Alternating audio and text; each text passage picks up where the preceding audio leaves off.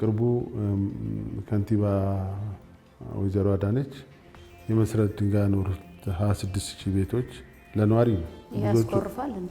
አዎ ያስቆርፋል። ሁለቱም አጀንዳ ውሸት ናቸው። ወደብን የማጣት ጉዳይ ተራ ነገር አይደለም። አገር እመራለሁ ከሚሉ ባለስልጣናት ጨምሮ ኢትዮጵያ ላይ አዳዲስ ትርክቶች በፊት ውሃ ጎደለብኝ፣ አሁን ደግሞ ውሃ እያጥለቀለቀን ነው፣ ከፍተኛ መጠን እየተለቀቀብን ነው የሚለው ምን ፍላጎት ነው? ስንዴን እየለመን የምንኖር ለዘመናት በስንዴ ልመና ውስጥ የነበር አሁን ከዛ ተላቀነ። ከአንድ ትልቅዬ ቀጠናዊ ድርጅት ሲደላ መቆየት ሲደላ ሳይመች መውጣት ደግመዋለሁ። መንግስትን በውጭ ጉዳይ ፖሊሲ የሚያማክሩ ትልቅ አደረጃጀት አላቸው። ጠቅለል አድርገው አሁን ያለውን የኢትዮጵያን የልማት እንቅስቃሴ እንዴት ይገልጹታል? ንጉሥ ኃይለ ሥላሴ ናቸው በወቅቱ ከትላልቅ የአፍሪካ መሪዎች ጋር ሆነው ይህንን ህብረት የመሰረቱ። ከዚህ ቀደም በነበረ እርሶም በነበሩበት የመንግስት ስርዓት ለምንድን ነው እንደዚህ የከተሞች ልማት ያልተጀመረው? ኤርትራ ሄደች፣ የባህር በርም አብሮ ሄደ፣ አሰብም አብሮ ሄደ። የአልጀርሱ ስምምነት ሲፈረም ከዚህ የኢትዮጵያ የወደብ ባለቤትነት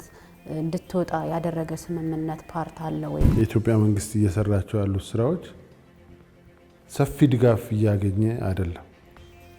ቁርጠኝነት ነው።